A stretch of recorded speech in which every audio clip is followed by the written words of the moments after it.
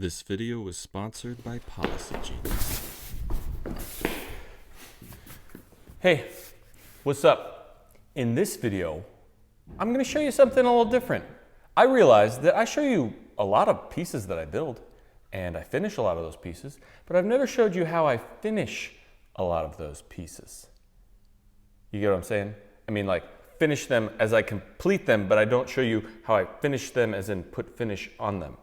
And you guys have been asking for it, a video just about how I finish furniture. So I'm going to walk you through exactly what I do to prepare a piece to be finished, how I finish it, what finish I use, and all that good stuff. So follow along. Check out the video description for a bunch of links to all the products I'm going to show you that I use. There's also a link down there to our Patreon page. And that's where you can get behind the scenes footage, you get extra content, you can enter our new contest where I could actually come out to your shop and build a project with you, and a whole bunch of other stuff. So, without any further ado, let's finish this. Can't figure out how to finish this sentence. Doesn't matter, I'll show you how to finish the wood instead. Let's do it.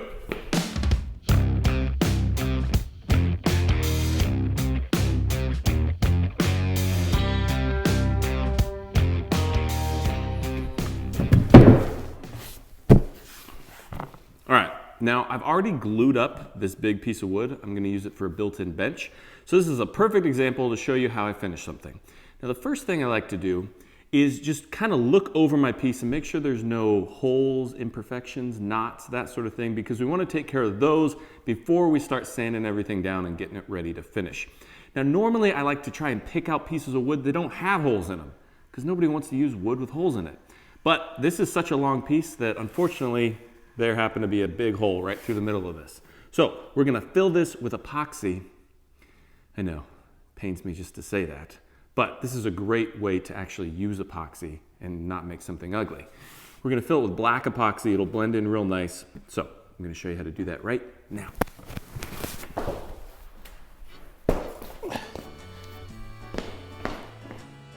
The first thing I do when I'm filling any void is I flip over my piece and I see if the void goes all the way through. The last thing you want to do is fill it from the top and have everything you put in there come out the bottom. So if it does go all the way through, like this void here, I use some tuck tape. Now, I'm not sure the exact purpose of this. I think it's for ducting or something like that.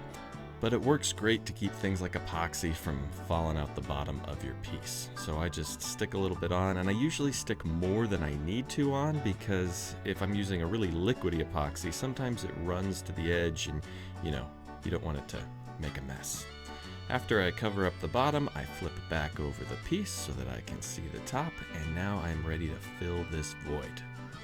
Now, when I used to fill voids, I would use a traditional two-part epoxy that was really liquidy and I would add some color to it, but I started switching to this TotalBoat Thixo stuff for a couple reasons. Number one, it creates more of a paste, so I can really just smush it in there and it stays put. Number two, with a liquidy epoxy, you gotta worry about air bubbles. So you gotta pour it in there and then you gotta hit it with a torch, and then usually it shrinks a little and you gotta pour some more in. So I pretty much just use the Thixo at this point unless it's a really big void. So I squirt out a little TotalBoat Thixo onto a little scrap piece of wood, and then you gotta tint it. Now you can use anything you want to tint your epoxy. You can use paint, you can use pigments. I'm just using a little bit of my wife's screen printing ink. I just mix some in there, and you don't need a lot. A little goes a long ways until it is black, like the darkest night, like Batman. Or should I say, Batman. Once I have it all mixed up, I just take a putty knife and put it in the hole. It's really not that hard. Now, some people will tell you that you want to be careful not to spread it around because it'll fill the pores around the hole, and then when you sand it, it'll be all filled with epoxy and it'll show up when you finish it. I personally have never had that problem. I don't care if it smears around. I'm going to sand this thing thoroughly, and I'm going to sand into whatever epoxy may be residing in any little pores around my void. So, I mean, you can put some tape around it and try and protect as much as you want, but for me, I just smear it on there and call it good. Now, the Thixo won't shrink very much, but I still like to overfill my hole a little bit so that if it does shrink, I have enough to fill the hole after I sand. Then I take a paper towel and I wipe off the excess around the perimeter. This is just to save time sanding. Like I said, it's not going to be there after you sand everything. Next, of course, I take out the sander and I sand everything down. After it's dry, obviously. Don't sand it when it's wet. That'll be a goopy mess. But as you can see, in no time, all I have left is my filled void, and I'm ready to move on to sanding my entire piece. This is where I tried to be really cool and do this grand entrance, but I accidentally threw one of my sandpaper things too far, so it was kind of a horrible failure. So I'm just gonna pretend you never saw that.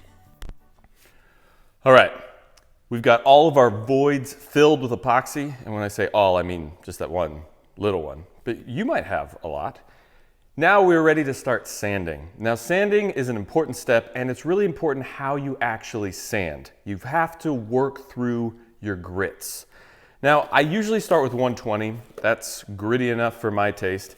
Unless the piece is really rough, I might start with 80 grit. But no matter what you start with, you can't just go from like 80 up to 220. You're gonna get a bunch of swirl marks. You gotta work step by step. So I start with 120, and then I'll do 150, and then eventually I'll do 220.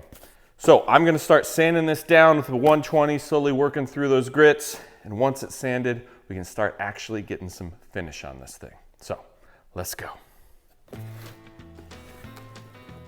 Now, when you're finishing a piece, I wish I could say there was a way to avoid this step because I, like most woodworkers, hate sanding. Sometimes I do things to try and make it better, like pretending I'm on stage in front of thousands of people doing an interpretive sanding dance. That doesn't really help. Sanding still sucks, but it's just one of those things you have to do. So like I said, I start with 120, and I'm actually starting with my Rotex. That's because this is gonna be the most aggressive of my sanders, and it's gonna take off material quick. But as good at removing material as the Rotex is, it's not the best finish sander. So after doing one pass of the Rotex, I switched to the ETS 150.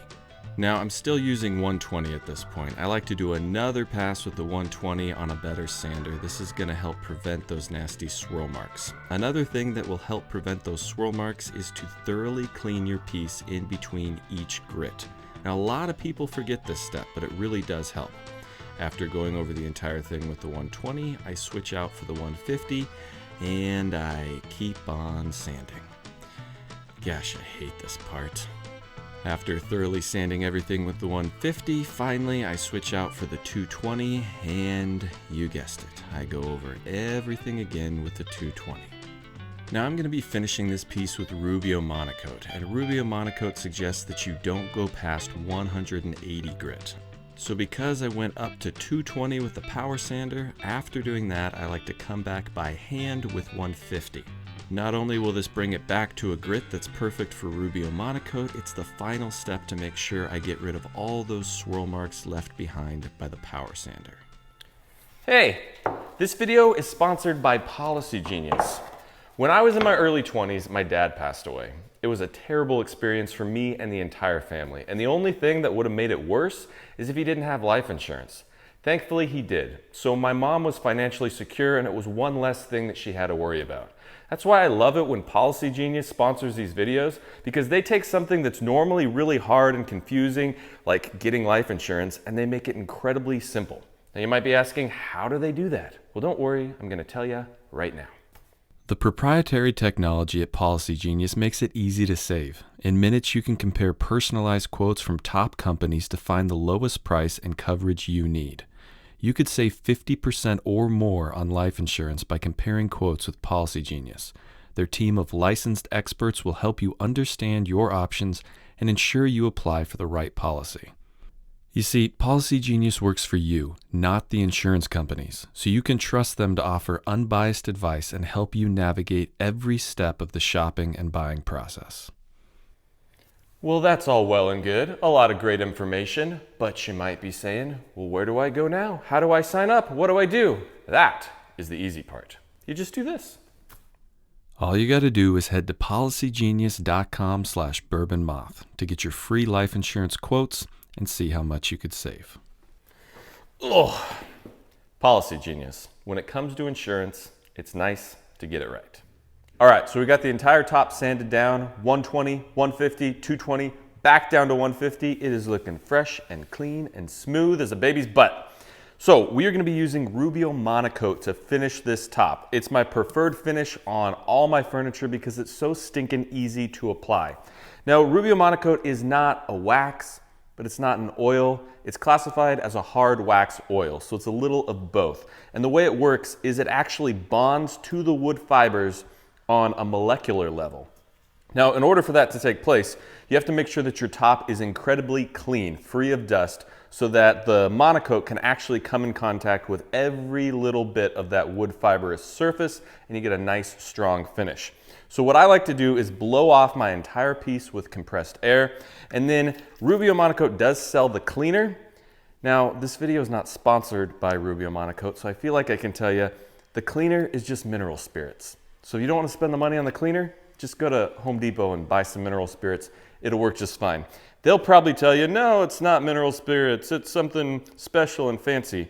I'm telling you, I'm pretty sure it's just mineral spirits. So clean off your top, compressed air, some sort of cleaner, get all that dust off there completely, and then we will put our hard wax oil finish on. I really cannot overstress the importance of thoroughly cleaning off your piece before you apply your Rubio Monocoat. The whole practice and purpose of Rubio Monocoat is for it to stick to those wood fibers. And if they're covered with dust, well, your finish isn't going to look that great. So after blowing everything off with compressed air, I clean it with a liquid cleaner. Like I mentioned, you don't have to use the Rubio cleaner. Mineral spirits will work just fine. You just rub everything down until your rag is nice and clean, and then you just let it sit and wait for it to evaporate. All right, I have completely cleaned this top with the Rubio Monocoat cleaner because I had it, and now it is time to mix up our oil and get this thing finished. Now, the oil I like to use is the Rubio Monocoat Oil Plus 2C. Now, they have their hard wax oil here, and then the Oil Plus 2C comes with the hardener. Now, you don't need the hardener. The only thing it does is it decreases the cure time. If you just use the hard wax oil, I think it takes like 72 hours or something for it to completely cure. If you use the hardener, it cuts it down to like 24 to 48 hours. So I typically use the hardener. You can buy it in a 2-pack. I will include a link in the video description. Now, the hardener comes with this fancy little pour spout, which is nice, but the oil is just like a paint can, and usually it makes a huge mess to get it out of there, and you get it all in the ring. So I like to use this big fatty syringe and suck it out and then squirt it into a mixing cup.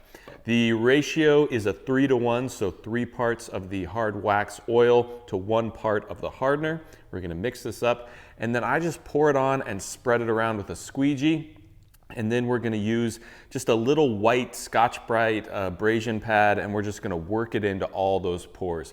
It's so easy to use. All you do is rub it on, work it into all those pores, let it sit for 5 to 7 minutes, and then wipe it off. And you wanna keep wiping until you basically have a clean rag. I just use disposable cotton, like paper towels when I do it, but you can use terry cloth, you can use old t-shirts, anything you want. So you pour it on, scrub it in there, let it sit, wipe it off until you're just wiping and not getting any oil. You don't wanna leave any excess oil on there because it'll create kind of a film and it'll show more fingerprints and that sort of thing. So, let's mix this up and let's get this tabletop finished. Benchtop finished. Wood, whatever this thing is, let's just get some finish on it. Now, when it comes to Rubio Monocoat, a little goes a long ways. I'm actually mixing up way more than I need here because I just went a little crazy. I probably needed a quarter of the amount that I'm mixing up to do this entire top. And that stops a lot of people from buying Rubio because they don't realize you just need a little bit. They look at the price tag on a full can like this, around $130, and they think that's crazy. But when you think about the fact that you can use that one can to basically do the entire floor in a house, it's really not that bad. Now you can also buy these little white Scotch-Brite pads from Rubio, but they're a little expensive, so I started buying these big floor buffing pads on Amazon. I just cut out a little chunk every time I need to finish something, and it also helps save me a lot of money. Finally, we're ready to start pouring on the finish. So I just pour it on in a nice long line and start smearing it around with a plastic squeegee.